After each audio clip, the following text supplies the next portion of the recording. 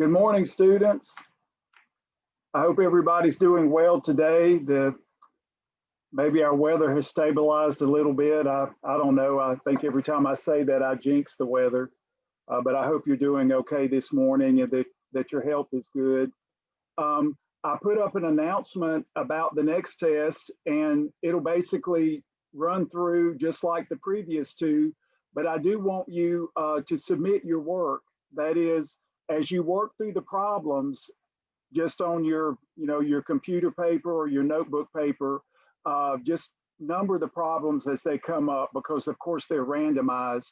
And then once you're done with the test, once you have submitted the test and you've completed it, I want you to scan your work, your papers. And what I mentioned on the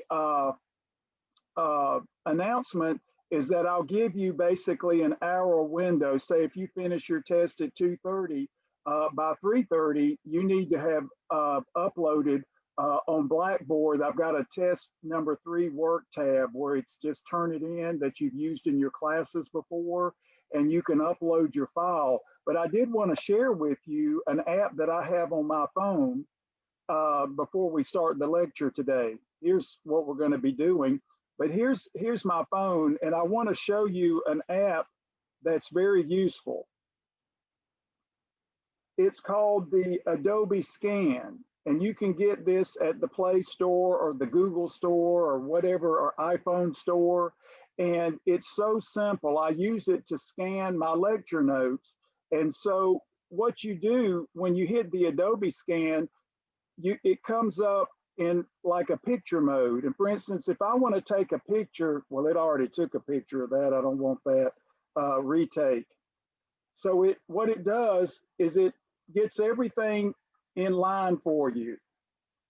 Now here's the thing. Once it's good, it's done. It takes the picture. So I've got this scan here, and say now I want another page. So I hit continue, and I line it up again. And it does all the work. It takes the picture. Okay, and say I had 2 pages of scanned work. Well, I hit continue, and then just hit the little box here that has my scans in it. Now, of course, when you take pictures, they're not in the right orientation, so you can use your rotate to get them aligned properly, then move to the next and rotate that. And then you can save the PDF, and then save it on your phone or whatever. And then when you need to be able, and you can of course share it with your computer if that would be easier. And then when you go to turn it in, you can just upload this PDF, and then I'll have a copy of the work that you did for the test. Now, this basically means that if you do well on the test, you're fine. I just need to see some of your work to verify that everybody's actually doing work legitimately. It's not going to take away from your score unless you absolutely do nothing. And I'm not looking for a thesis. I'm not looking to see that you have dotted all the I's and crossed all the T's. Your work's not going to be that excellent, but I want to see the thought process and the motion to an answer. And of course, I know you get to use on the problems where you have an integral table, you can use the integral table and cite the formula. Otherwise, I want you to set it up like I've taught you. And of course, you can use your calculator. You don't have to do everything by hand like I do, but I want to see that you've done the work and that you can get to an answer. Just again, to make sure that everybody's on the up and up. And this is, again, not a way to lessen your score. If anything, it might help your score. So, try this Adobe Scan. Like I say, until I found it, I was using a scan on a printer. And so I would, you would upload page by page. And then of course, if you had a feeder, document feeder on the printer, that would be pretty quick. And I actually have a printer now that can do that. But when I found this Adobe Scan, there is nothing any quicker. You click, click, click, get them oriented correctly, save it, and you're done. and it's actually helped me as I upload documents for all of my classes. So you might try that out. Or if you have some software that's already good, then you stick with that. This is just a suggestion. Now, today we want to go ahead and cover some topics that won't be on the test. That'll be the comparison test and the alternating series test. And these are very straightforward tests, and I think you're going to enjoy them. Now, what I did last time, I just want to go ahead and review the statement of this particular theorem and then talk about why it is true. Now, we did this at the end of last class, but we had covered a lot of material, and I'm sure the memory has faded. So I just want to remind you of what we call the direct comparison test. So just remember, if you spend a little bit of time on this work before the test, it'll only make you sharper, but certainly it won't be required.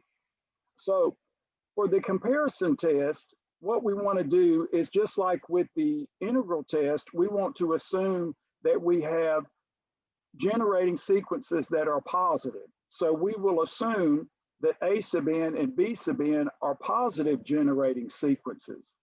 And then what we want to do is to assume that we have an inequality based upon these generating sequences. Now, with the comparison test and also the limit comparison test, ladies and gentlemen, we need to know something about one of the series or one of the generating sequences and what it does, because what we're thinking is that we can use the comparison test to decide on the convergence or divergence of another series. So again, we need to know a little bit about one of these sequences and the series that it generates to make this work. So with that in mind, if we have the upper limit here of this inequality generating a convergent series, infinite series, then the same must be true for the generating sequence A sub n. It must also generate a convergent infinite series. Again, the idea is that it's trapped between 0 and this, so it cannot diverge to infinity. That would be impossible. So the beauty of the comparison test is that when you can get it to work, it's very convenient. And like I said before, the inequalities may be cumbersome at times, but you'll get used to it and find it to be very useful. Now, the contrapositive of this is what we're getting to be our friend. I mean, if we look at the fact that this series would diverge, then there would be no hope for the series that would be generated by this sequence. For instance, the infinite series generated by A sub n diverges, and therefore the series generated by B sub n must also do the same thing. And that's just the contrapositive of the first. So the beauty of the comparison test is that it's very straightforward. And again, it doesn't seem like you're doing any work. But let's just think about why it's true, and then we'll talk about the limit comparison test, which I think you're going to like even more. So if we look at why, first let's start out with a partial sum. We know we have to study the partial sums to figure out what happens with the infinite series. So we have S sub n, and we're given in the first case that the series in this particular case for the B sub n converges. Let's start out by writing this for the A sub n, which we're trying to investigate.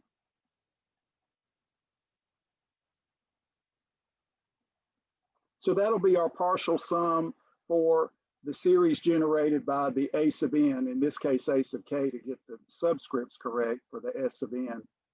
And we're given that the series generated by the sequence B sub n converges. So we can just write this down and give it a label.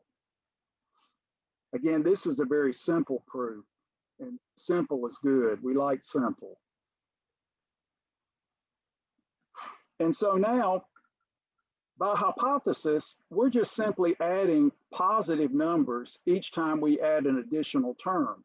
So clearly, S sub n is non-decreasing. S sub n is non-decreasing.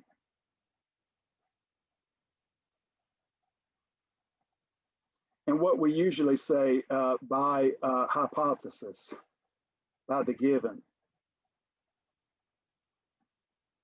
And again, we're just adding up a bunch of positive terms, so we get something like this. And then, of course, by the hypothesis, let's just go ahead and remind ourselves we've got this.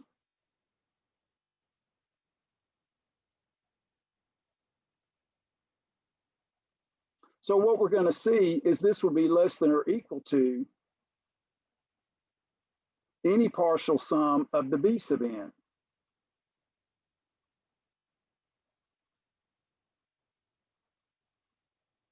But of course, this will be less than or equal to, or strictly less than, it can never be equal to, less than L, the limit of the convergent infinite series, which this generates.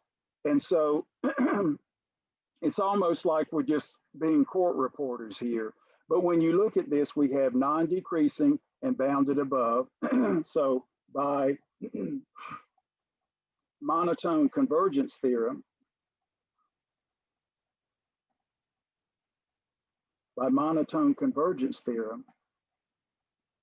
the series generated by the A sub n converges. So the deal is the sequence of partial sums converges, and so this converges because that's what it describes. That is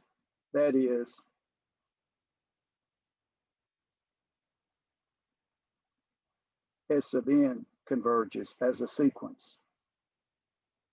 So when we think of an infinite series, we think of studying the sequence of partial sums that generates it.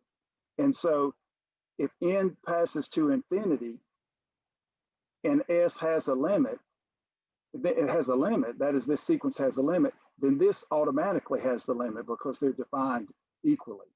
And so again, when you discuss the convergence or divergence of an infinite series, you must look at, as we've done many times, too many times maybe, we look at the sequence of partial sums. And now, of course, if we flip things around, this was part one.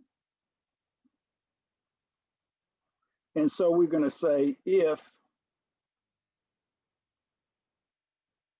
the series in between, so to speak, n equal 1 to infinity, diverges, then n equal 1 to infinity of B sub n diverges. So basically, we said if the sequence generated by B sub n converges, then the sequence generated by A sub n converges. So you just flip it around and take the negative. And this is just the contrapositive. And we know the contrapositive is logically equivalent to the conditional. So sometimes you're thinking, why does the author bother to state these if they're logically equivalent? Well, the thing is that some theorems are better stated in contrapositive form. For instance, if a function is not continuous at C, then therefore it is not differentiable there. So that's a theorem from Calculus 1 that is actually better understood in contrapositive. But with the series, we find this to be a little bit more convenient because we can use both directions effectively. So this is why we state both. And you'll find that you'll use 1 and 2 rather equally. So the beauty of this result is that you get 2 for the price of 1, and we're always happy to have that. Now, let's look at the next theorem. It's real quick to state, and we'll do some examples of these, but they're very related, so I want to go ahead and get both of these out. This is 9.13. This is called the limit comparison test. Often we get really lazy here, and for instance, I just dropped my, Get my eraser tape. If we want to be quick about it, sometimes we just say this is direct comparison test, DCT, like that. Like we say integral test, maybe IT, or I don't know, or maybe we just do int test because we get lazy. And then for limit comparison test, often we'll just see LCT, limit comparison test. Like on your test, you could say geometric series or convergent geometric series, GS, or int test, you know, for integral test. I mean, it saves you a little bit of time, and I certainly will understand what you mean. So when we actually work through this second theorem, we see the existence of a limit. Let's just see what's going on here. Again, we suppose that A sub n and B sub n are sequences that have positive output. That is just like the comparison test or direct comparison test. We have generating sequences that are positive. And if we take the limit of the two sequences, basically they grow at the same rate. If we're thinking n is passing to infinity, and we actually get a limit, we get a real number. And so we think they're pretty much growing at the same rate like we did with the rational functions when you would graph them with the horizontal asymptotes, you know, where the degrees were the same, the ratio of leading coefficients, that kind of analogy that you know very well from pre-calculus. So, and again, we need L to be positive. We don't, if it's zero, then we know that they don't grow at the same rate. We get the horizontal asymptote y equals 0. So if we get a positive limit here, then the result is huge. The series, infinite series, do the same thing. So you're thinking, okay, let me look at this generating sequence. It looks like it grows like this. Oh, that looks like a convergent P series. I'm going to compare it to this series. Get your limit, you're done. The idea is this is like the direct comparison test, but the key to executing the test, ladies and gentlemen, doesn't require an inequality. It requires taking a limit, and usually you're better at limits than you are inequalities. Well, at least history has proven that to be the case. And so if you take a series like your B sub n, say the A sub n is the one you're given, and you let B sub n be the one to which you're doing a comparison, and you know what it does. And so you get 3 as a limit. Okay, well, A sub n, B sub n, they generate series that do the same thing. So whatever the comparison series does, so does the series that you're investigating. So if it actually turns out to be a very robust test and a little bit more easy to execute than maybe the comparison test, but I'll let you be the judge of that.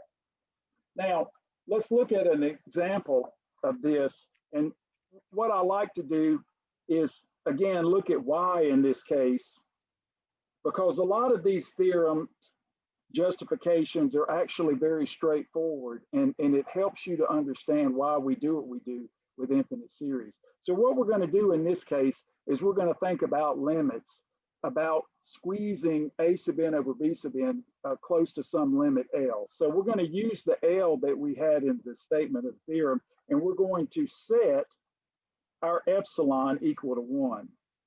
Because we know with the limit, for any given epsilon, we should be able to make A sub n divided by B sub n very close within epsilon of L. So we're going to see if we can get some nice comparisons here that will allow us to use the direct comparison test and maybe be done with this result.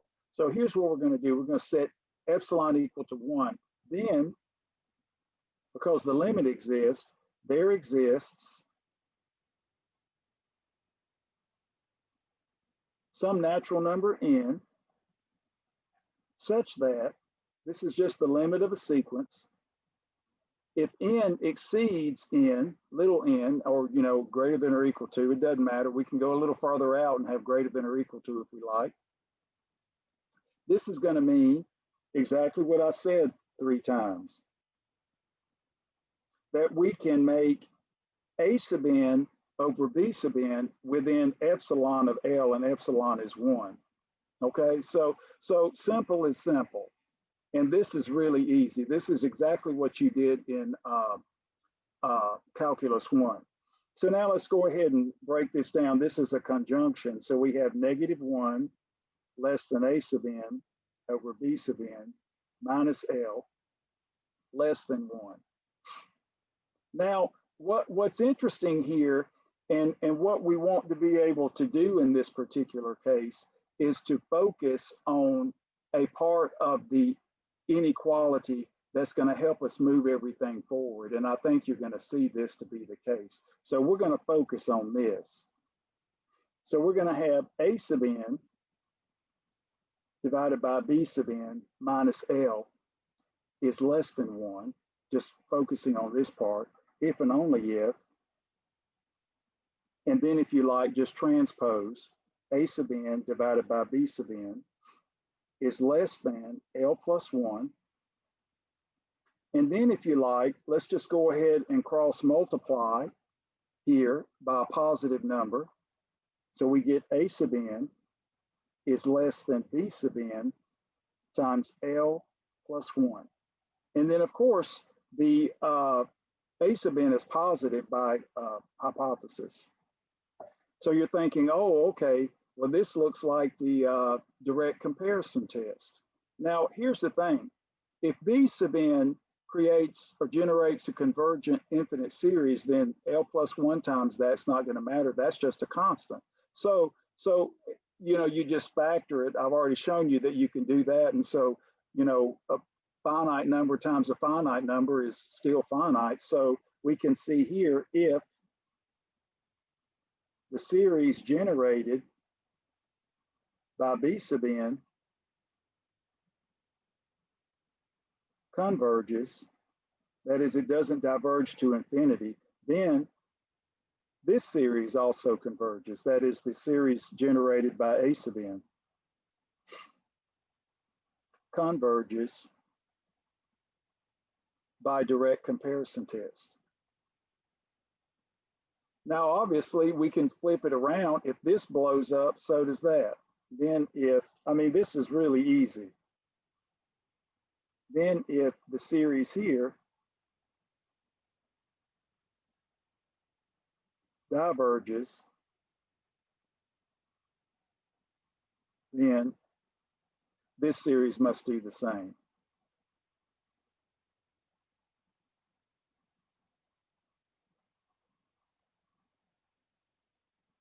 By direct comparison test. So when it's easy, it's easy. And that's why most students, they look at these tests and it's like, well, we're not doing a whole lot, but I like it. You know, it's kind of like you use the P series. I mean, we got that for free from the integral test, and then which was based on a result from an improper integral. And then of course the geometric series, you've known about those forever, but now we're seeing that those are going to be extremely important. And especially as we get to the end of this chapter, the geometric series will be the reason we can do a lot of nice representations of power series. So it's really good that we at least have some background that we can utilize and not have to start from scratch every time. Now, let's look at a couple of examples. Now, remember, when you have to show that a series converges, you might look at it and say, oh, that telescopes. Now, this is something I've said before. It's like when I was talking about that series with the logarithms and we used the identities with the logarithms, and I say, well, look at this, ladies and gentlemen. These are both separated by 1. So they're going to telescope, except for the arguments that never repeat. And remember, we had an argument of 2 and an argument of 1. We had a negative log 2 and we had a log of 1. And those were the only 2 terms generated that would not absorb. And since the negative log 2 was non-zero, that was the sum of the series, because everything else out to infinity was going to get absorbed. So if you're running out of time and you can set up your series the way I did with that example to save yourself some time, I'm more than happy to give you full credit. But you got to make sure you get all those terms that are non-absorbing. So you need to write out enough so I can understand that. I mean, the idea of telescoping is huge. I mean, just think about it. You get convergence for free. And the thing is that if you write it out with the partial sum and put in all the details, that's fine. But once you start seeing what's really going on, it's like, well, I just have to figure out which terms survive, and I'm done with this problem. So so I'm not looking for you to write a textbook. I want you to get in and get out, but I want to see evidence that you have the deduction process going on. So just remember that this is again giving you power, giving you extra power. So let's look at an example here. I'm not impressed with a lot of work. I mean, I do enough work to get the problem done. Some work takes longer, basically because there's just more stuff to do. There's a lot of arithmetic and all, and that's you just have to pain through. Now, let's look at this series. We have a generating sequence 1/3 times n to the 9th power plus 2. Now, sometimes what you need to do, and this is what the WebAssign will do, it'll say fill in this inequality, and then you can use the comparison test. So what I want to do is kind of help you see how to make the inequality so you don't feel like you have to just kind of look into the future, not being sure about what you're doing. And of course, if your inequality doesn't work the way you want it, then start over or try a different test. So what we do when we look at this, if we're thinking about maybe comparison test, direct comparison test, is that it appears that when n is very large, you know, if we wanted to use the limit comparison test, we could, but we're thinking, you know, this is going to converge. Let's see if we can compare this to the series that just has the term 1/3 times n to the 9th. So what we can do is observe the following. Now, again, this is just a way to do it. You're going to like the limit comparison test better. But for instance, we could say that we have positive terms. So we have 3n to the 9th plus a 2. Well, actually, let me do this. Let me hold off on this. Oh, this is a new one. Let me get it rolling. There we go. Now let's put in the plus 2. So that's clearly true. So what we want to do is notice that we've got all these positive terms here so we can reciprocate. Of course, if we didn't have that, this would be nonsense. So now we can get 1/3 times n to the 9th plus 2 is less than 1/3 times n to the 9th. And then, of course, this is positive. We didn't reciprocate 0. That's just positive by definition. Now, when we look at this, and then, of course, this is all true where n is greater than or equal to 1. So we can just verify that or just state that. And so now we look at this and say, well, we're good to go. This generates a convergent P series where P is equal to 9. So we would say that 1/3 n to the 9th, n equal 1 to infinity. You can factor the 1/3. N equals 1 to infinity of 1/n to the 9th. So that's a P equal 9, and we know this is convergent. So we say this is less than infinity. A lot of times you can just say it converges because it doesn't become infinite. We'll just say converges. So you can state this like this. You can say, okay, well, this is a convergent P series and not write this out. Whatever you want to say, you just have to give some reason as to what this generating sequence does. And then you'd say, then the series that's trapped, so to speak, n equal 1 to infinity of 1 over 3 times n to the 9th plus 2 converges by direct comparison test. So that's an easy one. And some of them are so easy, they confound you.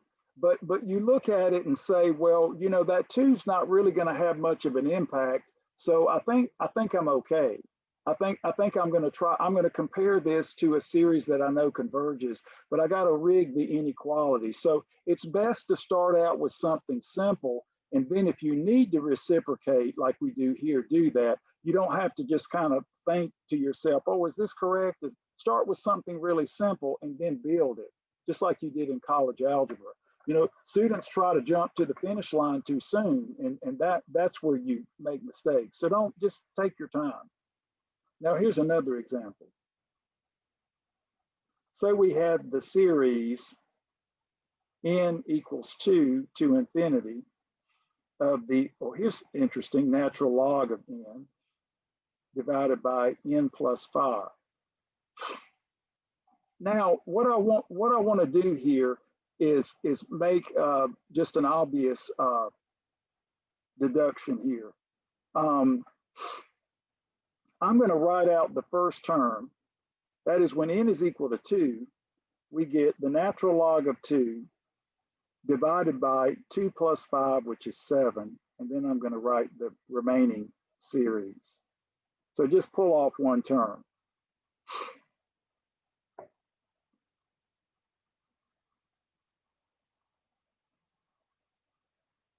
Now, if you look at this and you think about the n to the first degree, you're thinking harmonic series, 1 over n passes to infinity.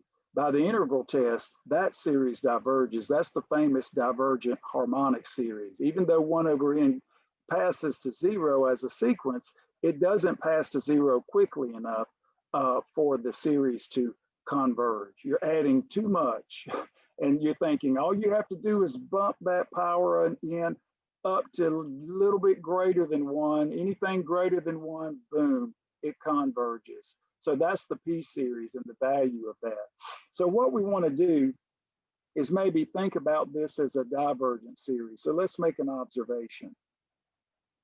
So the reason I'm doing this is because log 2 is less than 1, but log 3 is greater than 1. So what I want to do here is make the following observation. I think I did something like this.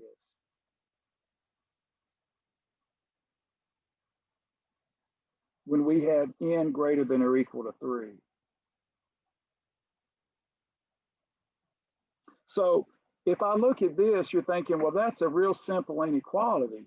And how can I build this? Well, I can just multiply the inequality by 1 over n plus 5, which will clearly be positive with this restriction. Then equivalently, multiply by 1 over n plus 5.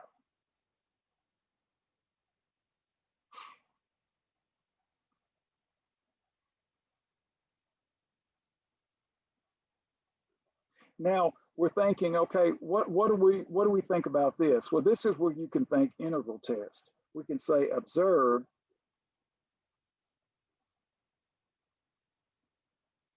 the improper integral 1 to infinity, and we'll write this as a function 1 over x plus 5 dx.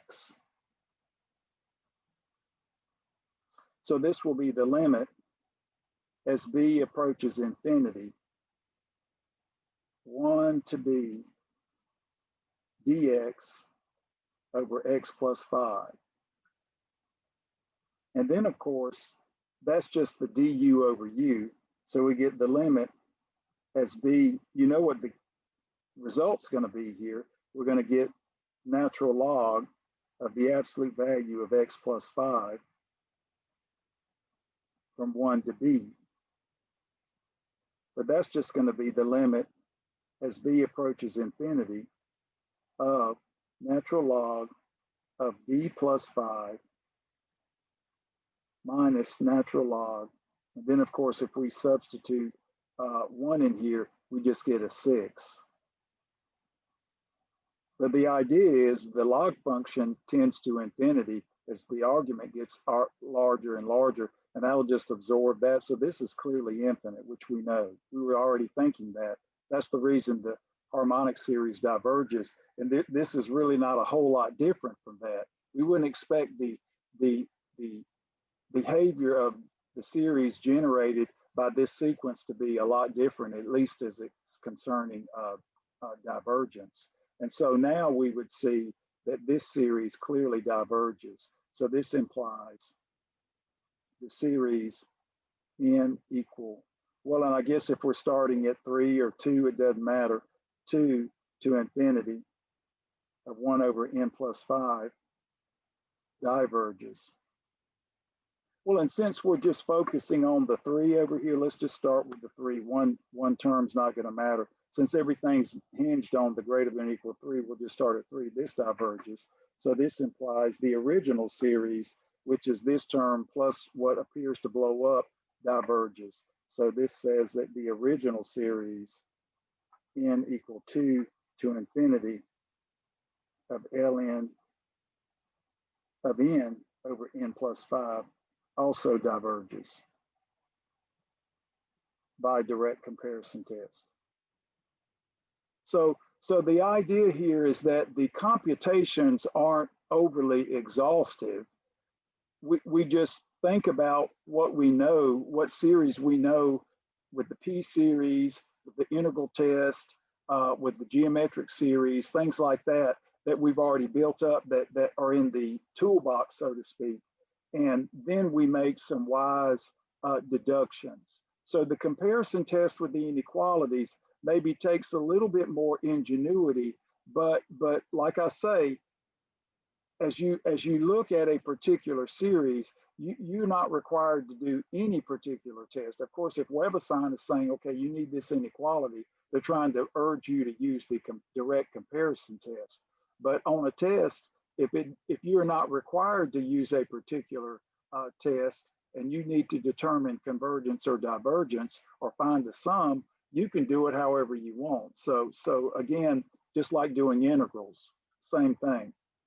So let's look at some examples where we can actually use the limit comparison test, which I think you might like a little better, but better or whatever, that's relative, right? I mean, when it comes to doing a proof,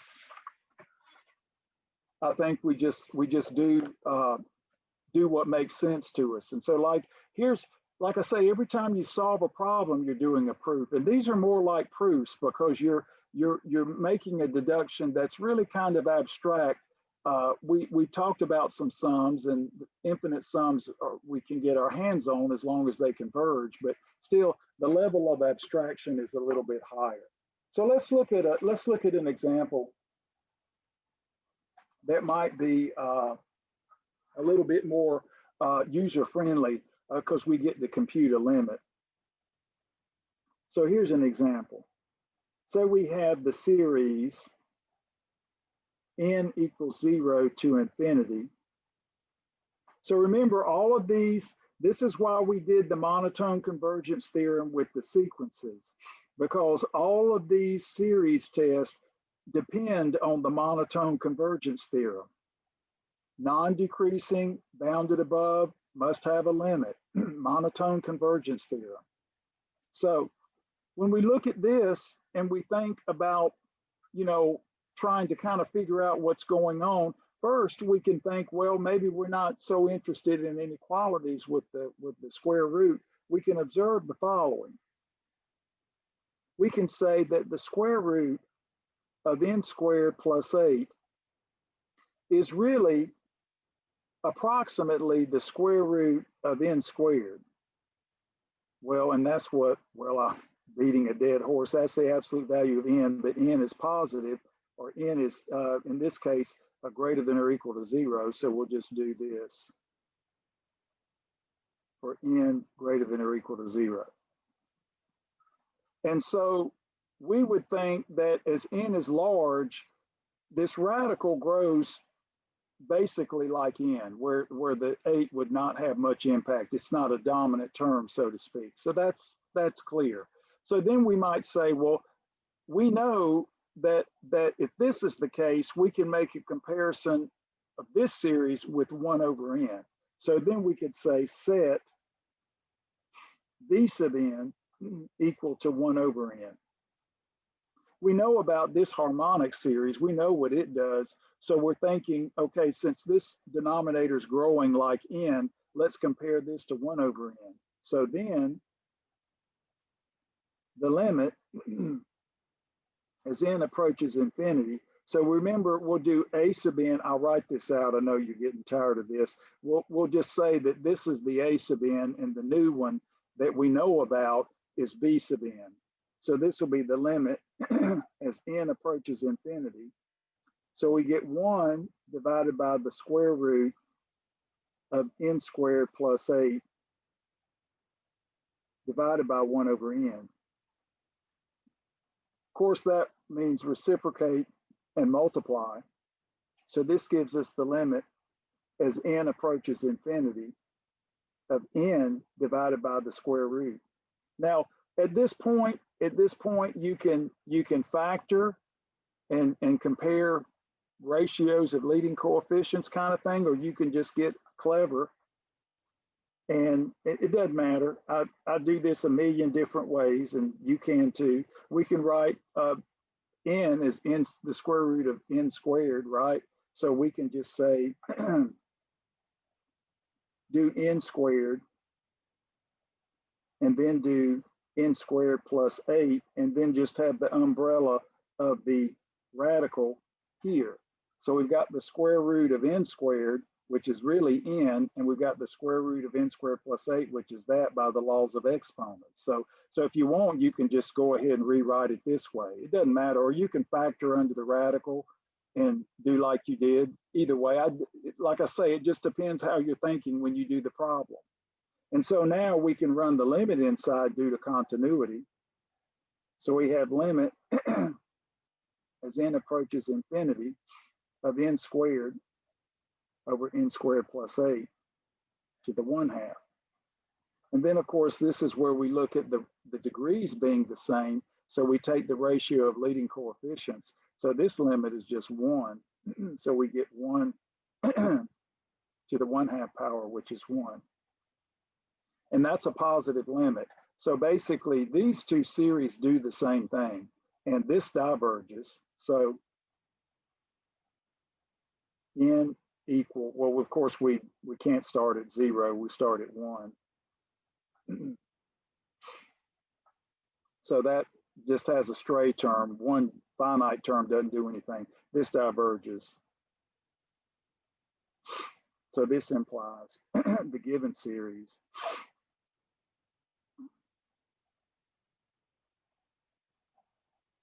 I mean, what's infinity?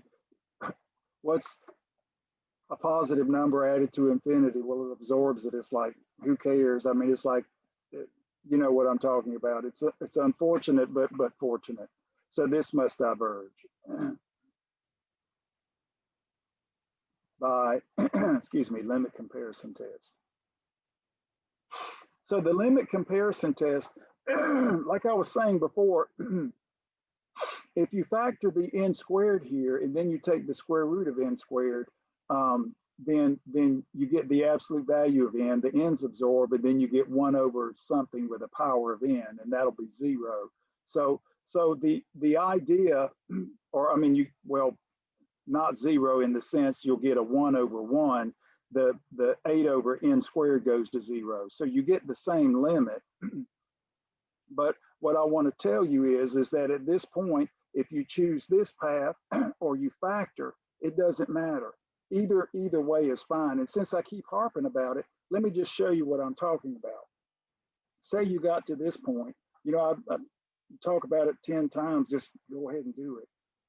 So say you didn't think about doing the n squared with the radical like that. Now you can just factor under the radical because you know this grows like n, so you're going to use that idea again. So we have n, and so now here you just have 1 plus 8 over n squared to the 1/2. And when you factor, you get the square root of n squared, which is just the absolute value of n, which we know now is just n. So that gives you the limit as n approaches infinity of 1 over the square root of 1 plus 8 over n squared. Now, of course, by the quotient rule, you just run the limiting process under the radical, and that's just going to be a limit of 1 since that's 0. So this will just be 1 over the square root of 1, which is 1. So if you choose this method, it's about the same number of steps, so it doesn't really matter how you do it. Some of you may prefer this method. I like to factor instead of multiplying by things because I think that is truer to the process of computing limits, and that's how I teach my students. But this one's a little bit cleaner, but this is also good too. This is what I teach in Calculus 1. So your choice. Either way, you get the same limit. And if you like this method better, then use it. If you like this better, then use this. Okay, now let's look at another example.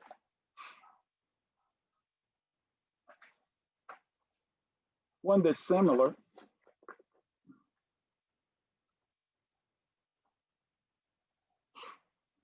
So we have the infinite series. Again, we'll approach the same way to kind of figure out how we want to compare.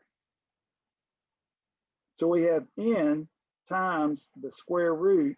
So this is just the factor n times the square root of n to the 4th plus 9. So when you look at this, you've got another generating sequence of positive terms. So you're thinking I can try to use a comparison test. So first, if you look at something like this and say, well, why can't we proceed like we did with the last problem? But in this case, it looks like we will tend to think more about convergence. So let's look at that. So let's observe the following. And this is easy. Once you start doing it, it's real simple. Let's use the fractional powers. So now, as n is large, the 9 really does not dominate it. It's as if it's not there. So we'll get approximately for large n. And again, just we're looking at what happens as n passes to infinity, which is legitimate. So this will be n, and we get n to the 4th to the 1/2. So this will be n. So now we're taking the square root of n squared, which is the absolute value, the square root of n to the 4th, which is the absolute value of n squared, which is always positive. So we don't have to worry about absolute values here. So we got that. So we get n cubed, or large n.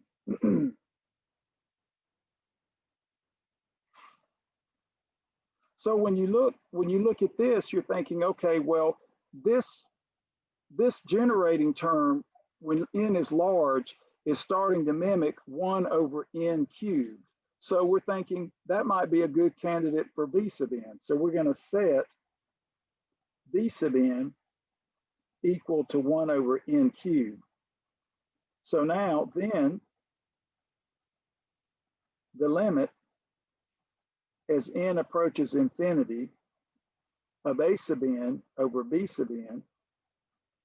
So this will be 1 n square root n to the 4th plus 9 divided by 1 over n cubed. Now, when you look at this, you're thinking, okay, we're back to the same thing we were before. So we're reciprocate and multiply. And let me stick in my limit process. We always get so focused on the algebra. I mean, what's important is that you eventually realize you left it out and you go back and put it in. So we get the limit as n approaches infinity. So we get n cubed divided by n times the square root of n to the 4th plus 9. So now, of course, the n will absorb into the n to the third. So we get the limit as n approaches infinity of n squared square root n to the fourth plus 9. Now at this point, we can do the same thing that we did before. We can just write the n squared as n to the fourth square root and do the umbrella with the 1/2, just like I did the first time. Or you can factor under the radical, either way. So we'll write the n squared as n to the fourth, and then the n to the fourth plus 9, and then the umbrella of the 1/2 square root using the laws of exponents. So now, of course, again, we have the ratio of leading coefficients, which is 1. So this would just be the limit. Well, we'll bring everything inside, of course, by continuity. Again, we're kind of cheating here. These aren't real valued functions because they're real valued, but we're treating these as real numbers, even though we're just focused on the integer outputs. So it's okay that you don't switch to the x's. That's all right. I'm not doing it.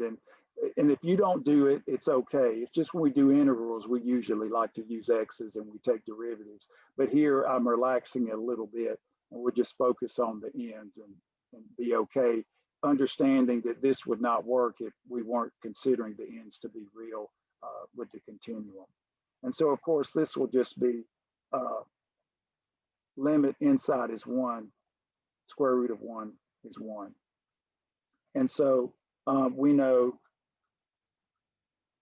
the series here, n equal 1 to infinity. This is a convergent series where p is equal to 3, converges. So this implies that the given series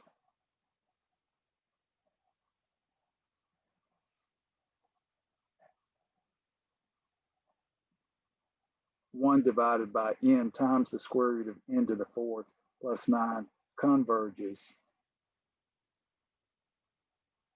by limit comparison test.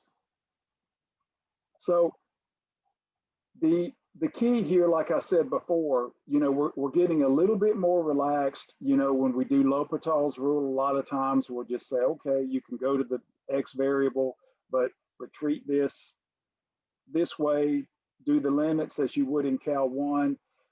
It's okay, we're doing the restriction in our mind and we'll be all right. So in order to maybe just to cut down on the change of variable, go ahead and work it out this way, and I think you'll be fine. There's certain flexibility as you move in to higher level courses in the calculus sequence. We don't want you to get sloppy, but I think you understand the process here. So I would never, be put off by the fact that you didn't switch to a certain variable. I think in some cases it's awkward, but here it's not awkward at all. And it's fine just to go ahead and stay with the n variable. Now, excuse me, when it comes to working with the limit comparison test and the comparison test, there are some interesting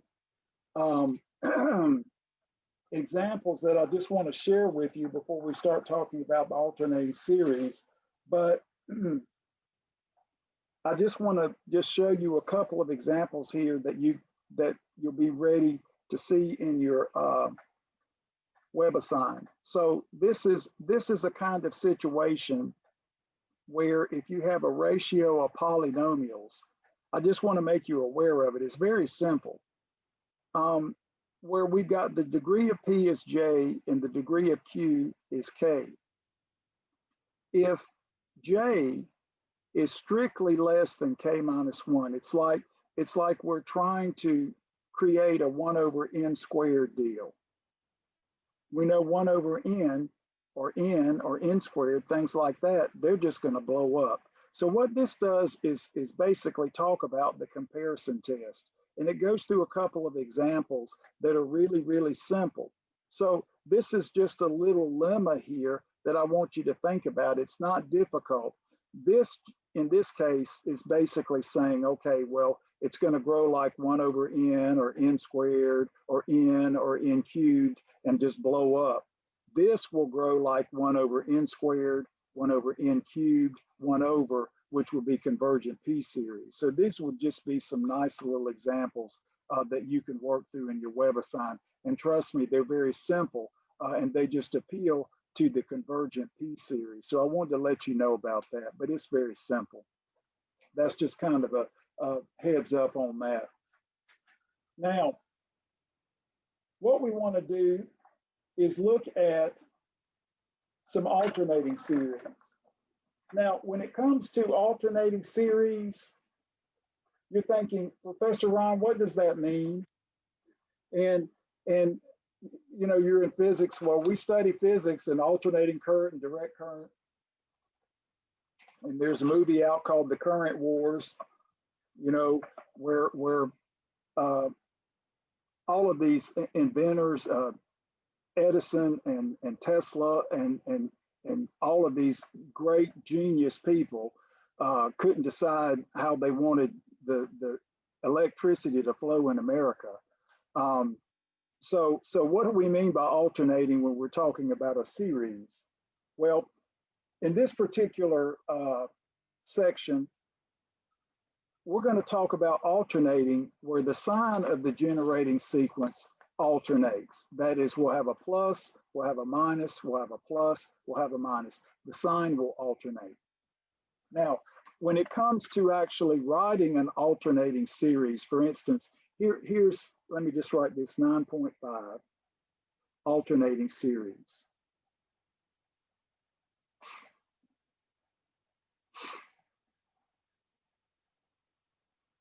Now we've got a lot of things here to talk about terminology wise, and we won't be able to do every proof that we have here, but I want to do some of them just to kind of get your feet wet so you have a level of comfort. But for instance, here's an example of an alternating series. Say we have, and I'll use the notation that Dr. Larson uses, n equal 1 to infinity, and say we have -1 to the n plus 1. This is usually the format that he uses, and I'll just say of n. And so if you looked at that, you'd say, okay, well, the sign is clearly going to alternate. So when n is equal to 1, we get -1 raised to the second power. So we're going to get 1 minus 2 and just plus 3 minus 4 plus 5 minus 6 plus 7 minus 8, ... That's what we mean by alternating series. That is, the sign of the generating sequence alternates. Plus, minus, minus, plus, whatever the key may be. And of course here, you know, we're now going to look at the generating sequence here as being all of this. And then the part away from the alternation sign part, the -1 raised to the n plus 1, we're just going to call a sub n like we have in the past. But you look at this series and clearly know that it diverges. Well, because when we look at the particular generating sequence here, it doesn't know what it's doing. I mean, we've got a subsequence that diverges to positive infinity, and we have a subsequence that diverges to negative infinity. So this series clearly diverges. I mean, that's not like surprising. Again, just looking, excuse me, just looking at what happens to the actual sum, we know it diverges. And then of course, if we just look at this, thinking about subsequences, like I was saying, we know it's a problem. So we would just say, observe the limit as n approaches infinity. This is just using what we already know of -1 to the n plus 1 times n does not exist. So that's the so this is the divergence test. So divergence test.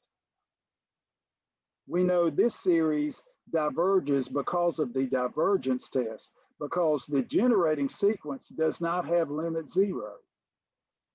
If a series converges, the generating sequence must have limit 0. If the generating sequence does not have limit 0, then the series must diverge. That is the contrapositive. That is harder for you than the comparison test. And it will always be harder for you because it's logic.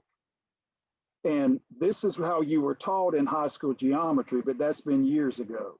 So the idea here is we're thinking, do we have to do this every time? Is there a better way to maybe try to get somewhere with alternating series? What if we don't get this? What do we do? Is there another recipe that will be useful for evaluating convergence or divergence of series that look like this? And here it is. So we have a set of sufficient conditions. We have a set of sufficient conditions, not necessary, but sufficient conditions to determine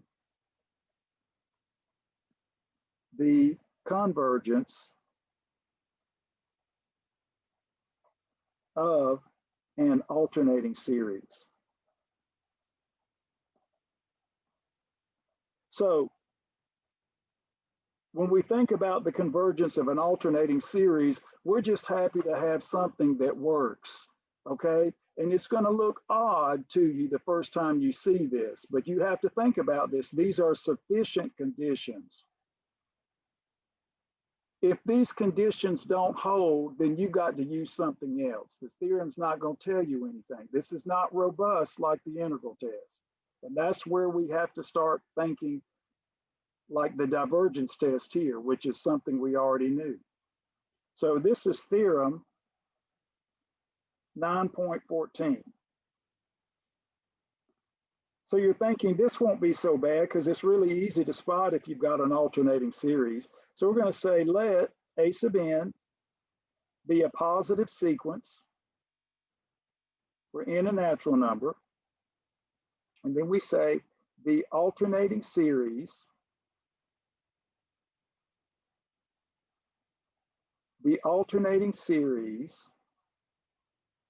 and we'll use this notation, that is n equals 1 to infinity, -1, just like I did up here, -1 to the n plus 1, A sub n. So the whole thing is the generating sequence, but the A sub n part is the positive part. So the sign does alternate, okay? So we don't want this to impact the sign, the pluses and minuses. So we want this to be positive, and this controls the alternation in sign. This converges if two conditions are satisfied.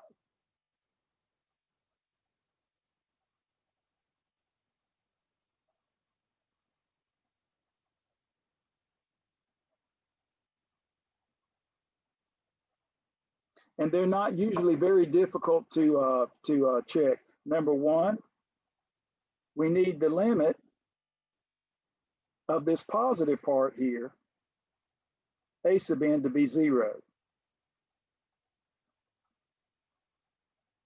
Again, this is very different from the divergence test. We're just looking at that piece, not the whole thing. It's very different. So don't confuse the two, please.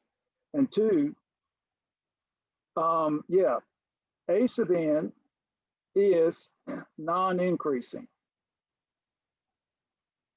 And you're thinking that makes sense.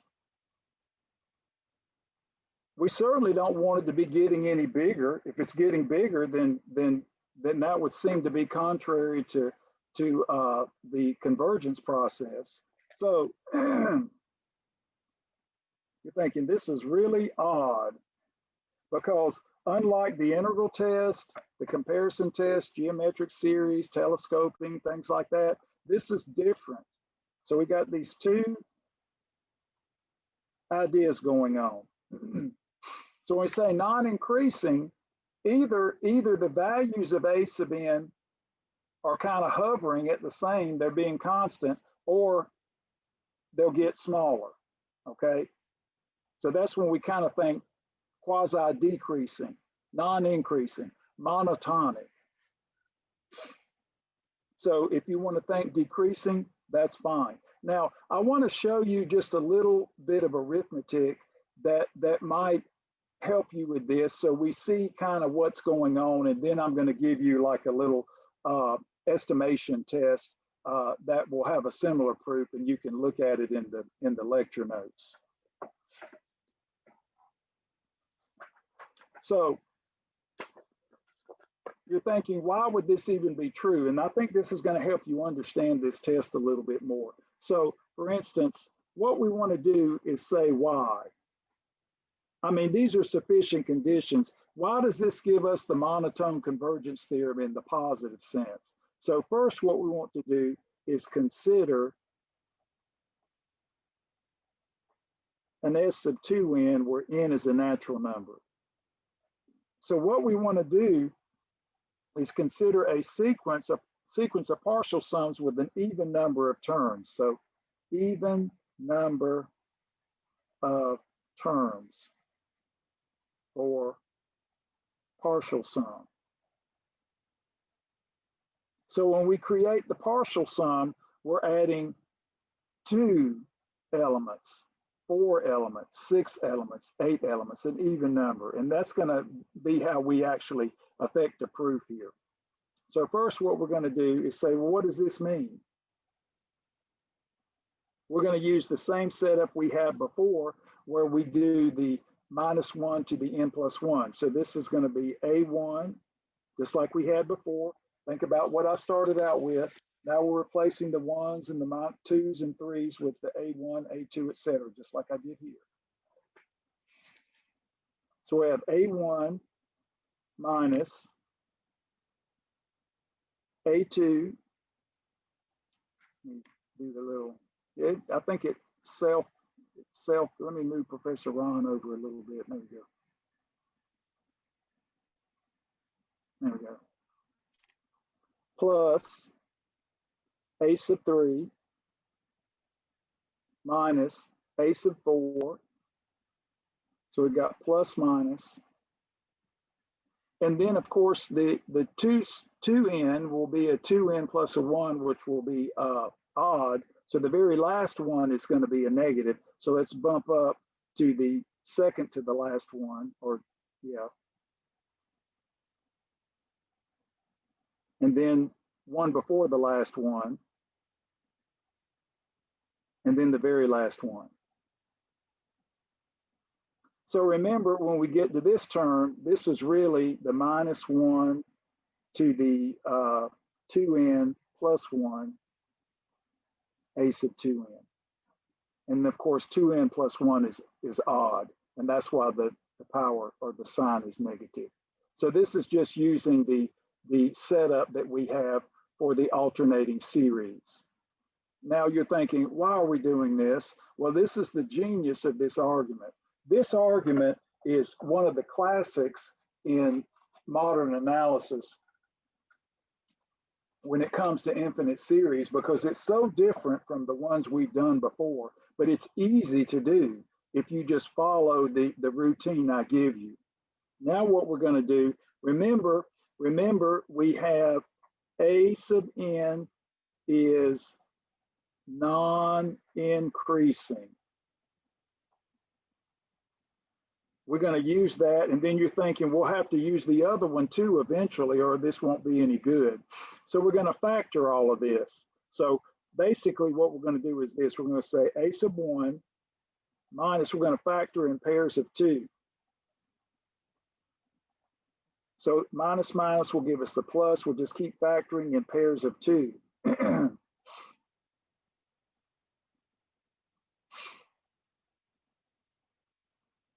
So here we need an even, so we're going to factor even, even.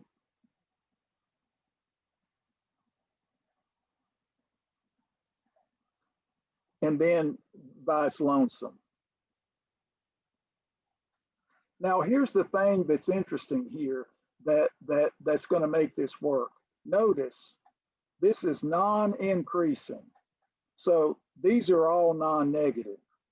This is non-increasing. So this is greater than or equal to 0.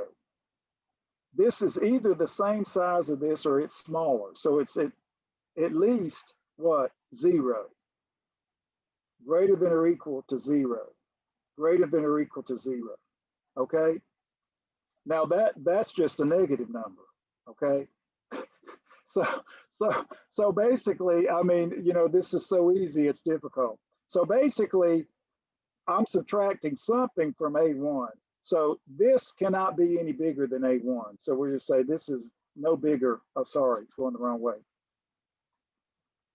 No bigger than A1. Because that's clearly subtracting something from A1. And you know, the worst possible case is that all of these are 0. We're still subtracting something from A1, something that's actually here subtracting a positive number. So this partial sum can be no bigger than the first term. Okay, that's amazing. And look how simple it was to get that. So we see S sub 2n is bounded.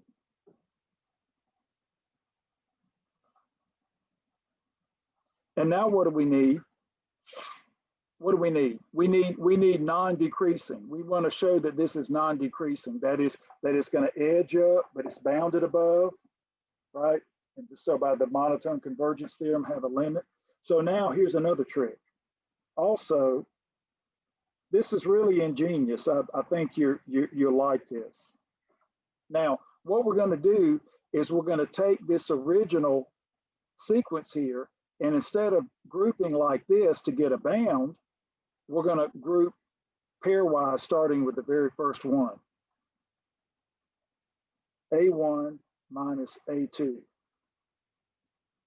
plus A3 minus A4 plus A5 minus A6. Keep going all the way down to the very last two. And we'll have A sub 2n minus 1 minus A sub 2n. So now notice these are all starting with the odd subscripts. Odd, odd, well, the 5, odd, odd. Now again, non-increasing. So this is greater than or equal to 0, greater than or equal to 0, greater than or equal to 0, greater than or equal to 0, non-increasing. So the worst thing could happen is that it just sits there, but it could be greater than 0, and then it's going to edge up. So this implies, like this implied, bounded, this implies S sub 2n is non-decreasing. Certainly can't get any smaller. If you're adding a bunch of non-negative terms, it can't get smaller, right? So you're thinking, this is ridiculous, Professor Ron. This is so easy. I could have done this in general math, and you could have, well, in a good general math class. Let's face it, ladies and gentlemen, what we do is a bunch of arithmetic, and the difficulty is knowing how to synthesize the arithmetic. But we're thinking, okay, so bounded, non-decreasing, monotone convergence theorem. So by monotone convergence theorem, I told you that was an important result. Monotone convergence theorem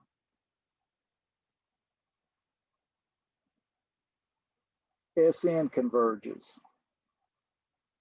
And I think what I did was I gave it, or excuse me, S sub 2n. Yeah, we're doing the even numbers, so don't let me slip up on that. Converges. And so now we're going to just give it a letter. So we'll say the limit as n approaches infinity of S sub 2n is equal to L, a real number. So monotone convergence theorem. Now, this is where we want to pull in the partial sums that have an odd number of terms. Do we know something about those? The answer is absolutely we do. And we're just going to get it by hook or crook. So observe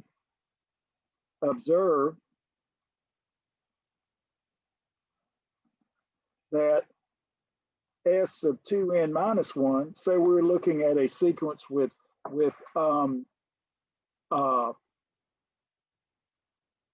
an odd number of terms, and we're thinking, let's see, how are we going to get this? Well, let's look up here. Look up here, everybody. Well, let me bring it down. If I wanted to just start here, right here, what I can do is I can add that term to absorb it. And then I have a sequence that's generated, or a sequential term that's generated by an odd number of summands. So now I'll say, using this, I'll say S sub 2n minus 1 is S sub 2n plus A sub 2n. Just look up here. If I add A sub 2n, this goes away. And I just get the partial sum with an odd number, 2n minus 1 summands. Okay? Now, I know that's cheap, but it works. So now we get to use that part of the hypothesis that we haven't used. Then the limit as n approaches infinity of S sub 2n minus 1, a partial sum generated by an odd number of summands, equals the limit as n approaches infinity of S sub 2n plus the limit as n approaches infinity of a sequential term, A sub 2n. But remember,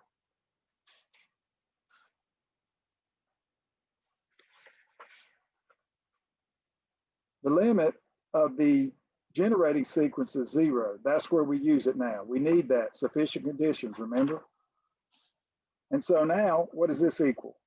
That's L from that, and that's 0 by hypothesis, which is 0.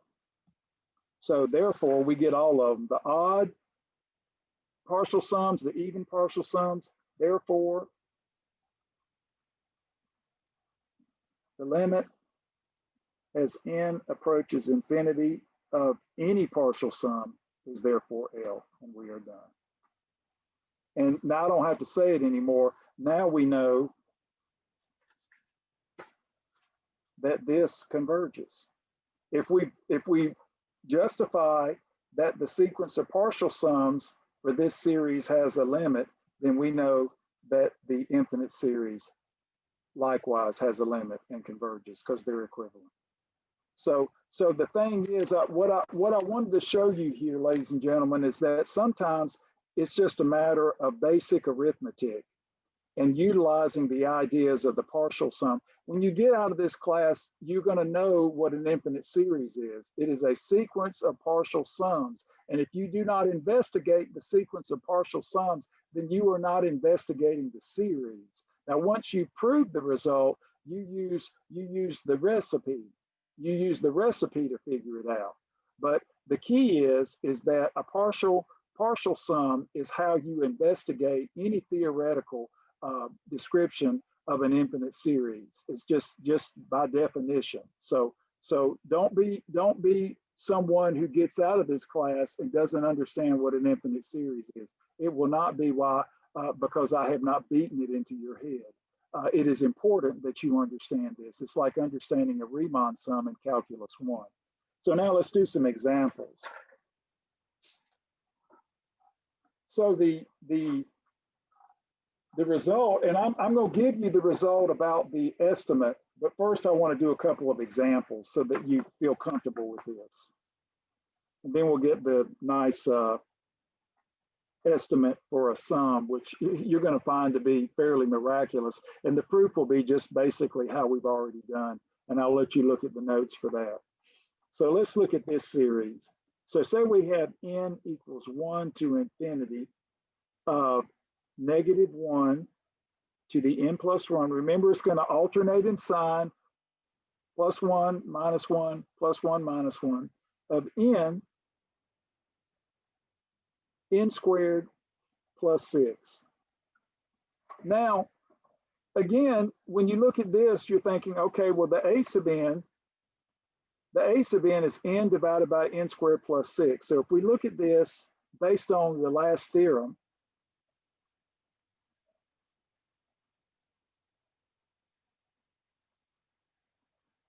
we clearly have an alternating series. This is a positive term generating sequence because we have n greater than or equal to 1. So we've got positive terms, and we see that it alternates in sign.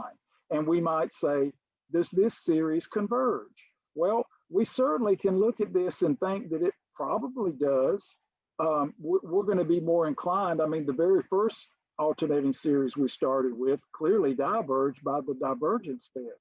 But again, remember, if the series converges, this test will tell us. But if the test doesn't work, it doesn't tell us anything. So we don't have that luxury. So don't put something into a theorem that's not there. Okay. So now we're like, yay, we can do this. So what was the first one? Let Professor Ron go in order because I always turn things around. So let's do the limit. Number one, the limit as n approaches infinity of a sub n equals the limit as n approaches infinity of n divided by n squared plus 6. Well, now we look at this like we looked at this before. We know that the n over the n squared plus 6 really grows like n squared. So this is more like 1 over n. So now what we can see is that we've got a degree upstairs of 1 and a degree downstairs of 2, and this will dominate. So this limit is clearly 0. Now, if that's no good for you, let me do another one. Let me do a little extra, because maybe you're rusty on this. Let me do this. Let's just factor everything. So we'll do, in this case, n squared.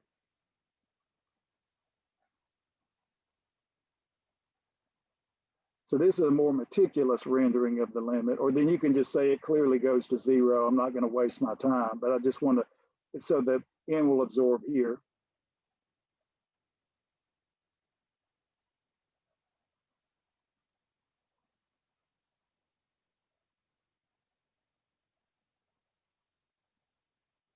Now, when you look at this and you think about, okay, well, what's going on at this point? We've got a constant numerator, and then we have a denominator that grows.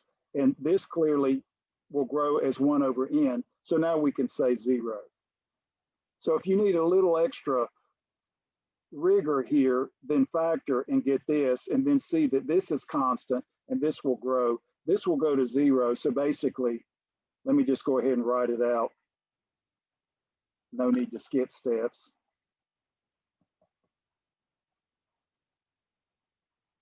Here, we'll just say this tends to 1. And then again, this will tend to infinity. So, well, this is 1 over infinity. I can only write this much. So what are we using? Using the limit as n approaches infinity of 1 over n equals 0. So I don't want you to think that we're being slack on this. The idea here is that as long as we can create a situation where we have a fixed numerator and then a denominator that grows large relative to the numerator, we're going to get 0, just like what we did in Calculus 1. And then, of course, when we get to sequences, we go back to Calculus 1 to borrow this result where we had 1 over x. Okay, so now 2, we're thinking we need non-increasing. So let's just look at the real function. So we have x squared plus 6. Now, when you look at this, you're thinking, okay, well, this looks like it's decreasing or it's non-increasing. So let's just go ahead and look at the derivative. So this will be a 1, x squared plus 6 minus x times a 2x, and then an x squared plus 6 quantity squared. So this will give us an x squared plus 6 minus 2x squared over x squared plus 6 quantity squared. So now we've got a negative x squared plus 6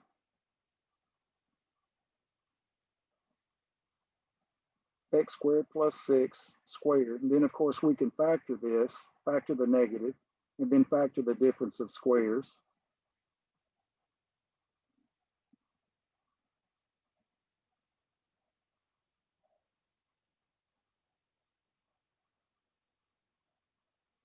And then, of course, this will be less than 0, at least as far as we're concerned, when, in this case, x is bigger than the square root of 6.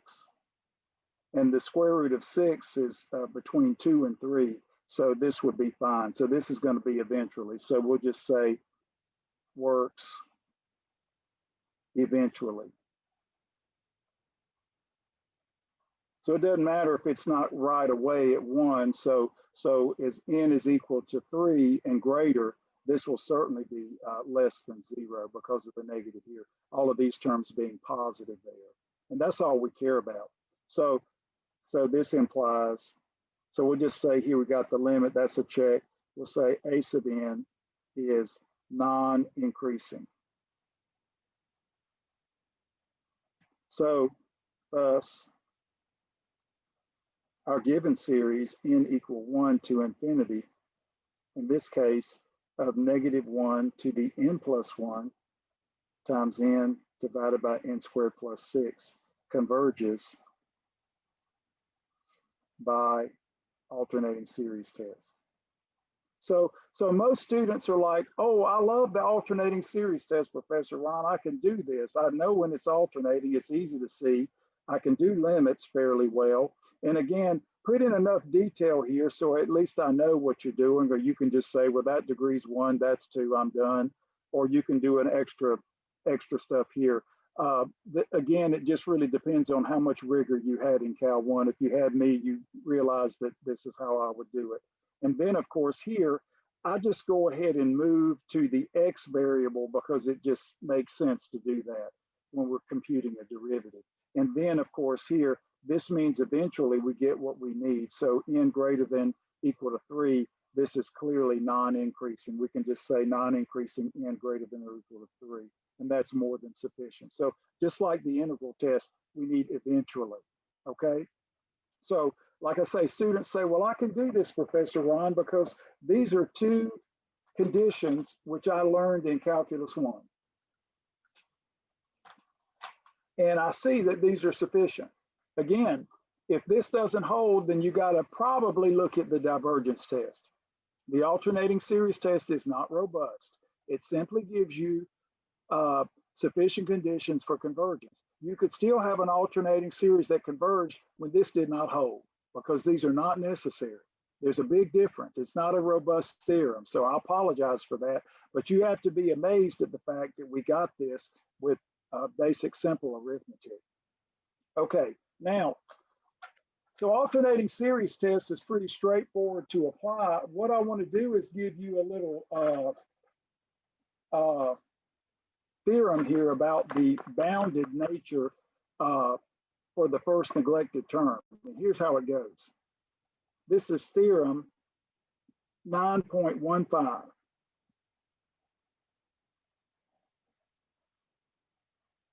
Okay, and we'll just say suppose.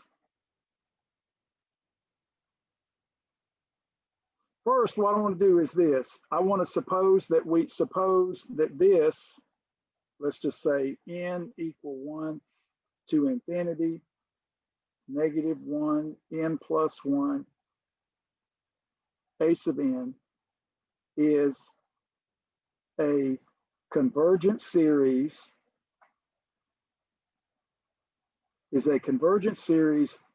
of non-increasing terms.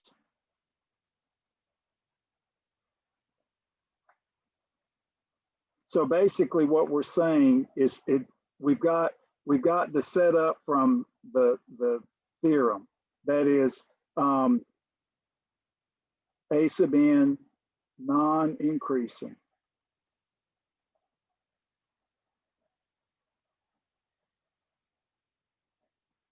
Because when you think about this actual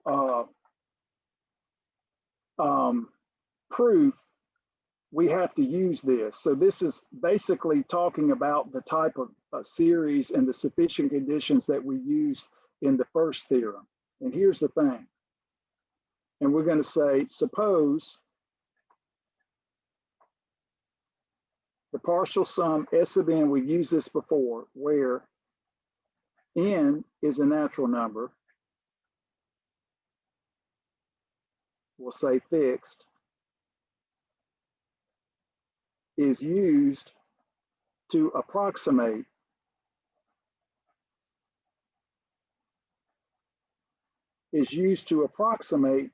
the series.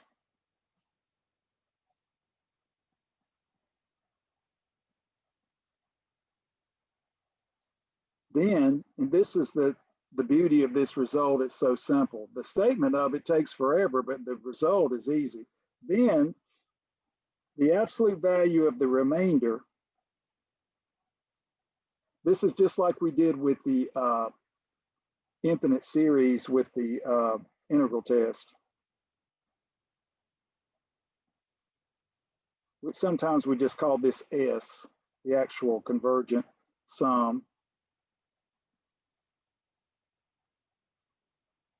The difference between the actual sum and the partial sum is no bigger, and this is amazing, the first neglected term.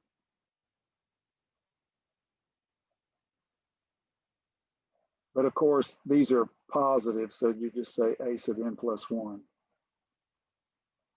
So this is what, when you do your partial sum, you add the first n terms, and this is what we call the, I like how Dr. Larson phrases this, the first neglected term.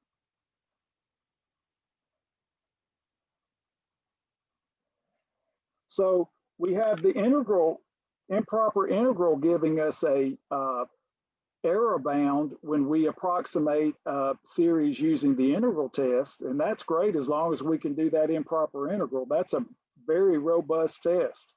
The one nice thing here that kind of makes up for the fact that the alternating series test is only sufficient conditions, we can get this first neglected term bit in our favor. So that just means that if you use a particular partial sum to approximate it, then this gives you the bound, upper bound on the error.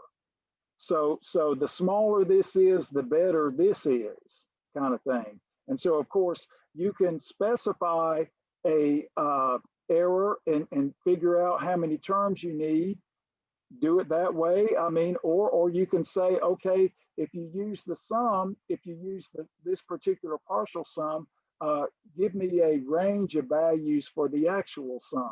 So the beauty here is that this affords you approximation tools, just like the integral test affords you approximation tools. So this makes up for the fact that we have a little less robustness in the theorem. So again, the proof of this is not difficult. It uses this, and you can look in the notes for that. Again, very similar technique that we've already used before, but I want to actually use this. So remember, the error in approximating the alternating series with the partial sum that has the n terms here, the uppercase n, is no bigger than the first neglected term. And so if you just kind of take the alternating part away and replace the n with n plus 1, that's the first neglected term. That's the term that didn't get added into the partial sum. That gives you an upper bound on the error. So that's like really, really nice. Okay, so let's work on it. Let's use it. And of course, when we get to power series and they alternate like the sines and the cosines, that opens the door to this type of analysis. So we're going to be in good shape. So let's see here. Where's that good example I have? Oh, here we go. Yeah. And then we'll talk about absolute convergence. So here's an example. So in this case, here's the following series that we have. We have an alternating series, n equals 1 to infinity, -1 to the n plus 1, and then we have 1 over n to the 8th. And this is, so here you see that let me just kind of write to the side here, the a sub n is 1 over n to the 8th. Okay, that's the positive generating part of the generating sequence. And it says what we want to do is approximate the sum with error less than 1 over 1,000.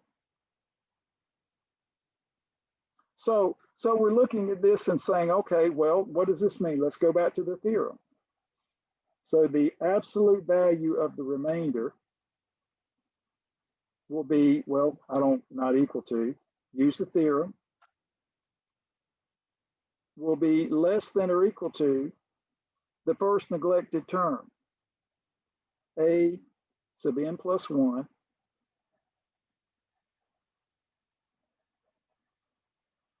and that's our term right there. So let's go ahead and look at it.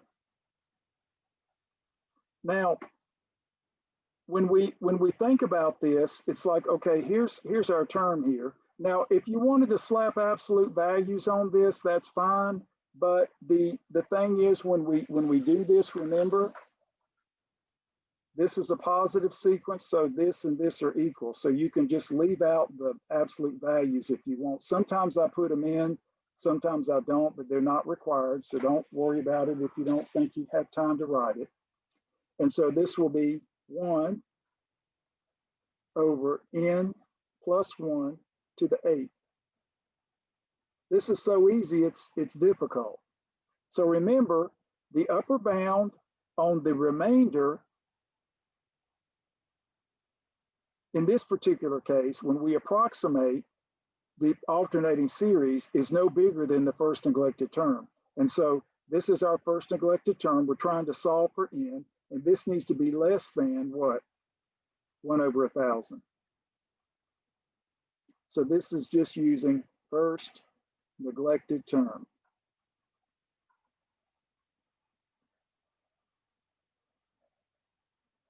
So now, if and only if, we can just reciprocate everything. So this will be n plus 1 to the 8th must be greater than 1,000. Now, when I looked at this and I thought, okay, this looks like powers of 2 kind of thing. So I just thought, well, we'll just take the 8th root of 1,000, which you could use your Google calculator. But no, 2 to the 7th, I wrote this out, is 128. 2 to the 8th is 512, just hit it with a 2. And 2 to the 9th is 1,024. So note that 2 to the 8th is a lower bound of 1,000, and 2 to the 9th is an upper bound. And when you take 8th roots,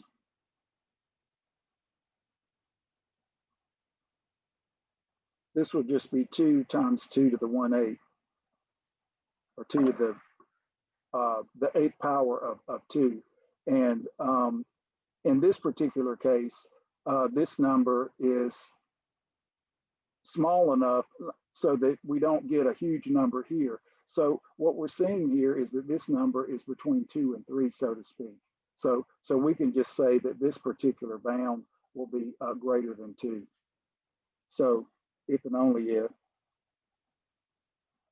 n plus 1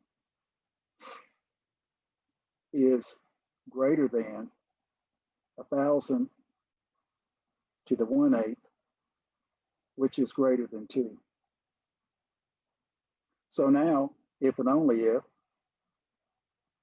so the first neglected term, so when we see this, we see that if we solve and think about what we're doing here, that is, n plus 1 has to be bigger than 2. So this says that the first neglected term, the first neglected term is a sub 3. So this means n is just equal to 2. And so now we can get a sum. So we know that we'll have an error of less than 1 over 1,000 if we use 2 terms. So we can say S2. So we'll put in 1. So we get 1 over 1 to the 8 minus 1. And then, of course, we have 2 to the 8. That's why I did all these powers here. So this will be 1 minus 1 over 512, which will be 511 over 512. And this sum is good to within 1 over 1,000 of the real sum. So, and this gets small really fast. So of course, this end will not have to be very big. So, I mean, the whole thing gets small very fast because the end of the 8 blows up really fast. So we wouldn't expect this number to be very large. So this will give us a nice approximation of the sum with error less than 1 over 1,000. So again, at this point, if you were working fast on the test, you could approximate this with your Google calculator, or you could do an analysis like I did, either way. But what we're seeing here is that we get payback here. We get a nice way to do some approximations like we have the integral test that gives us plenty of bang for the buck. Very simple analysis, but paying us back for the fact that the alternating series test is just lacking compared to some of the others. Okay, now there's a couple of definitions here that I want to cover, and we want to talk about absolute and conditional convergence. So this is easy definition. This is just some new terminology. So I'll just say new terminology.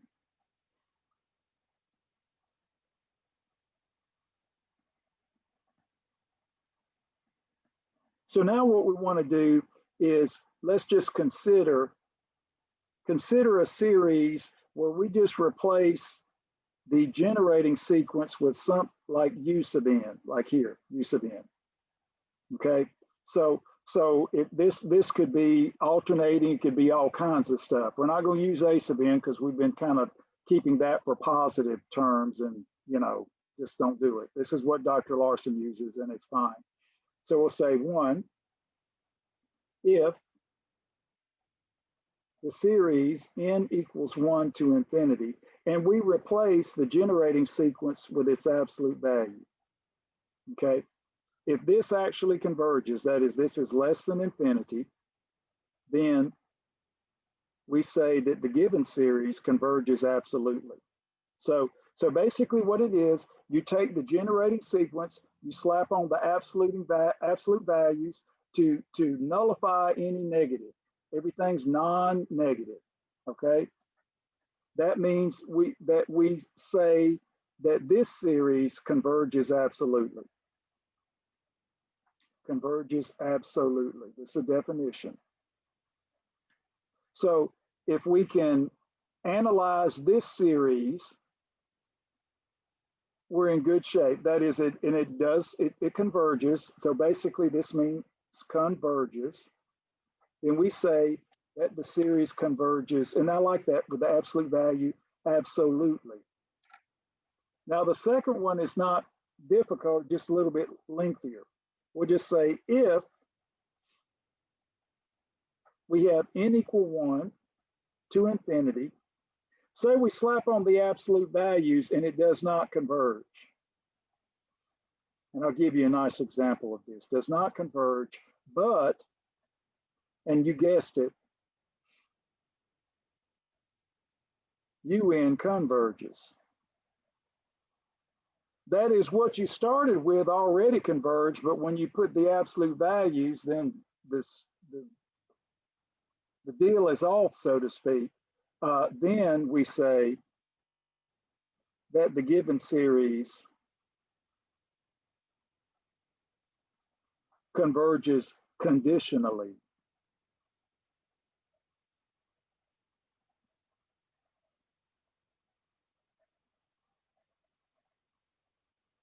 So why do you think we have all of this? When we get to the ratio test and all that, that'll be a test for absolute convergence. But why do we bother with all of this? Who cares? I mean, we just got a bunch of new phrases here. What difference does it make? Well, the key is that if a series converges absolutely, then it automatically converges in the conditional sense. That is, if this works, if this is less than infinity, so is this. Okay, so that's a major result. That's why we do this. But here's an example of what's going on here. Here's an example that you already knew about. And when I did the alternating series test, you probably thought, oh, Professor Ron, why didn't you say this? Well, I was too busy with pluses, dealing with pluses and minuses. So consider this series. So we have -1 n plus 1 over n. Now, if you look at this, and we think of it, this is alternating clearly. We have a sub n equals 1 over n. And so we do a little check. The limit as n approaches infinity of a sub n equals the limit as n approaches infinity of 1 over n. This is clearly 0. That's our bread and butter from calculus 1. And then 2, if we look at f of x equal 1 over x, f prime is -1 over x squared, which is clearly less than 0 when x is what? Positive, well, anything, not equal to 0.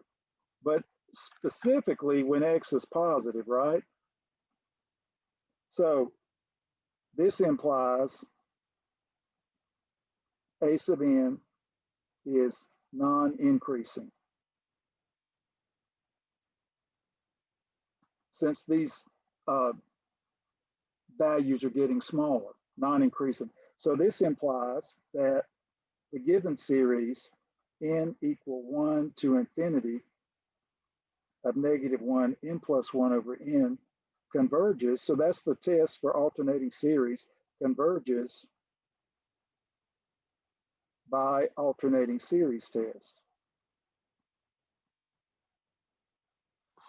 But then, of course, if we look at the absolute value, so now there's the u sub n right there. So if we do the infinite series n equals 1 to infinity, and we slap on the absolute values, the alternating part is absorbed, and we just get n equals 1 to infinity of 1 over n. But of course, that's the divergent harmonic series. We'll just say divergent harmonic series. So what we're seeing, so by definition, the given series converges conditionally. N equal 1 to infinity of -1 n plus 1 over n converges conditionally. Well, I've noticed today that there's not as much glitching, and it hasn't frozen. So maybe the Xfinity has beefed up stuff a little bit for me. I don't know. I think I've noticed it. Maybe you have too. So that's good. You know, just all you have to do is give people more money and things improve. That's a sad commentary on our world, but I guess it's true. So here what we see is that somehow we can see that the alternating part can improve a series, so to speak. That is, if we consider this series by the alternating series test, it converges, and we can approximate it to whatever degree we like with that first neglected term theorem. But now, of course, when we apply the absolute values, we get a divergent series. So by definition, conditional convergence. So that's kind of interesting how that works. So why do we care? I mean, we just talked about why, this is, here's an example. So you might say, so what? Okay, well, let me go back to what I said before. Here's that theorem 9.16. So applying the alternating series test is pretty simple. You compute the limit and you show non-increasing. That's usually some calculus or some simple algebra, or just a limit that usually is comparing degrees in numerator, denominator, which you're pretty good at doing. So the test is not so bad, but this is why we actually want to talk about absolute convergence. So what is here, just give it this kind of name, absolute convergence. So now that we have these nice terms, we can phrase this theorem in a way that you can remember it. Absolute convergence implies conditional convergence.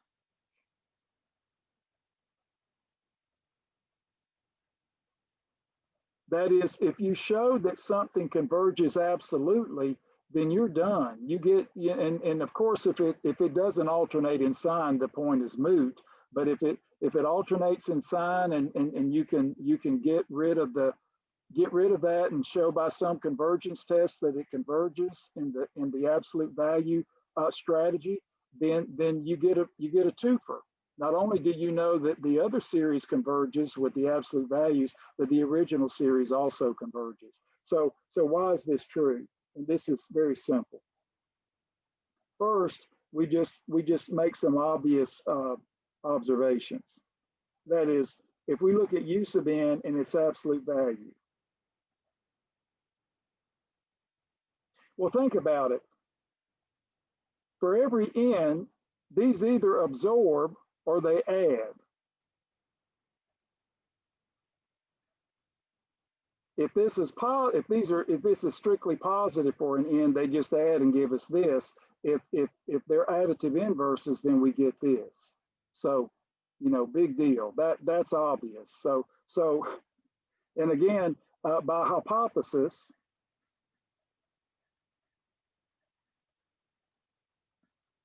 if we look at this series, so if we've got absolute convergence, that is, we know the series generated by the absolute values converges, we get this. And we can just factor it.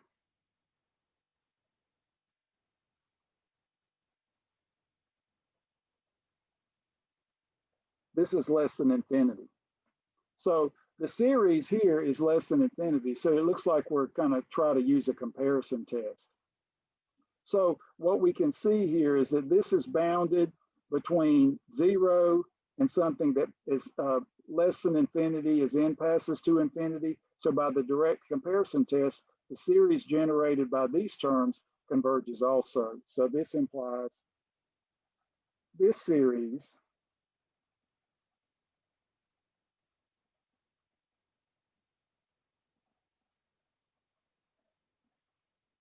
converges by direct comparison test. So what's interesting about this is that, again, this is all for free. So we're seeing that the direct comparison test, at least theoretically, is very valuable. Even if we would probably rather use the limit comparison test, theoretically, the direct comparison test is a jewel. It really does help us out. And now you're thinking, can we finagle all this together to rewrite the series that's just generated by u sub n? And we can. Then the series with no absolute value, that is u sub n, we can write in terms of these two guys. So if you think about it, all we have to do is subtract the absolute value part. So let's do it.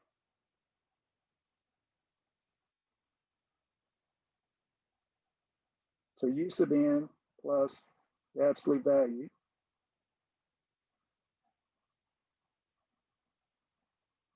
But this goes back to the very first day when we talked about convergence. These are two convergent series right here. And so when we do the sum, we can split it up into two pieces.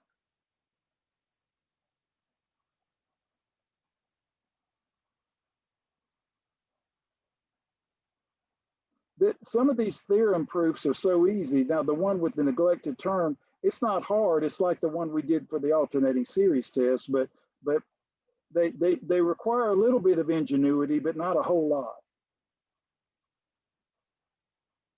Now, when we look at this, we know, for instance, these two series are less than infinity.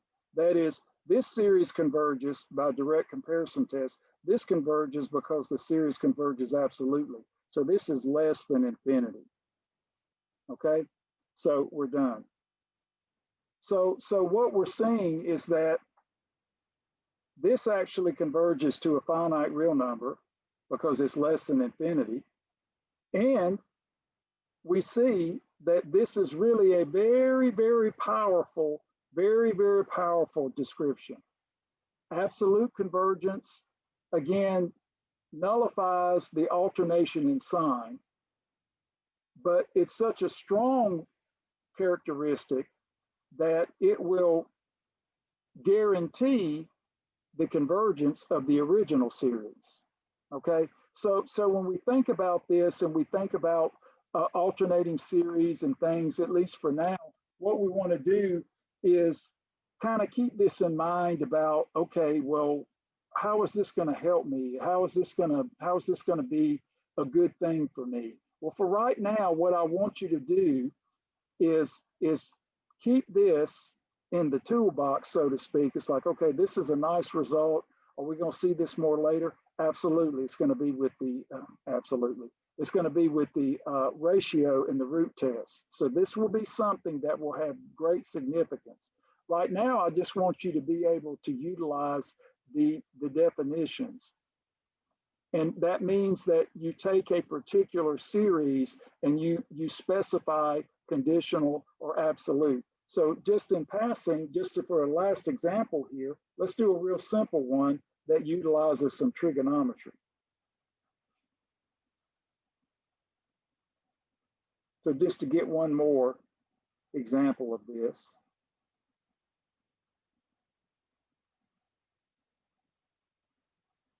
And this is going to go back to the example that we just did, just so this will be cemented. Right now, I just want you to be able to do the conditional convergence. So when you look at this and you think, okay, well, these are odd multiples of pi over 2. They were up here, they were down here. So positive x-axis, negative x-axis. That's 1, -1. So this is just going to alternate between 1 and -1 in the numerator. So this looks hard, but it's trivial. -1. In this case, when we have n equal to 1, we get pi over 2. So we'll just do n plus 1. That's a positive. So let's go ahead and rig it that way over n. And so we've already discussed this. And so now we know that the series as is given, -1 to n plus 1 over n, converges by alternating series test. So we've already done this work. It just started out differently. But now that we see that it's actually equivalent to this, then we're done. And then also,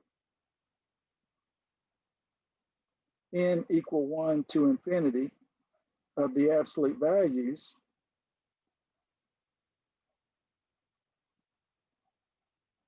n equal 1 to infinity of 1 over n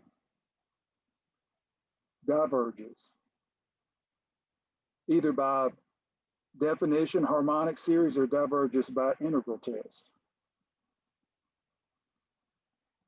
So by definition, like we had before, the given series converges conditionally. Just to give you extra practice with this, that harmonic series comes in really handy. Converges conditionally. Now, the idea is that with the first neglected term, you got a very powerful result.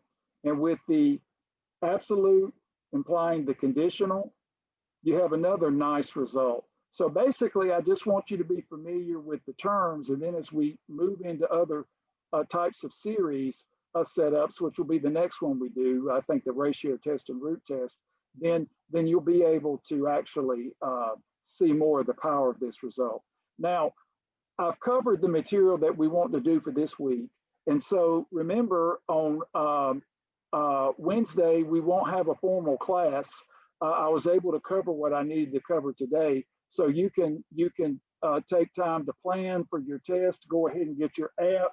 Like I said before, use the Adobe Scan here. That'll be a good way to go. And if you need to get some rest, or just work on completing some of your assignments. If you want to go ahead and do some extra work ahead with the new material, that'll be fine. Just remember that any work you do with Infinite Series makes everything good when it comes back to the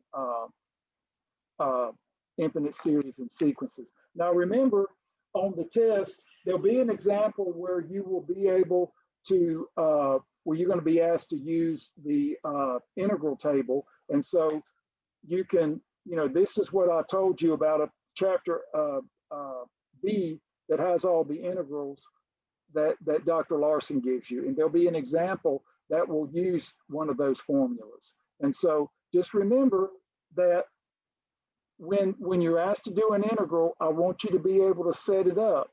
If you are doing an integral where it says compute this and it doesn't say use the integral table, I want you to set it up. You can always verify things with an integral table, but I want to see the steps if it's a partial fractions or a trig sum.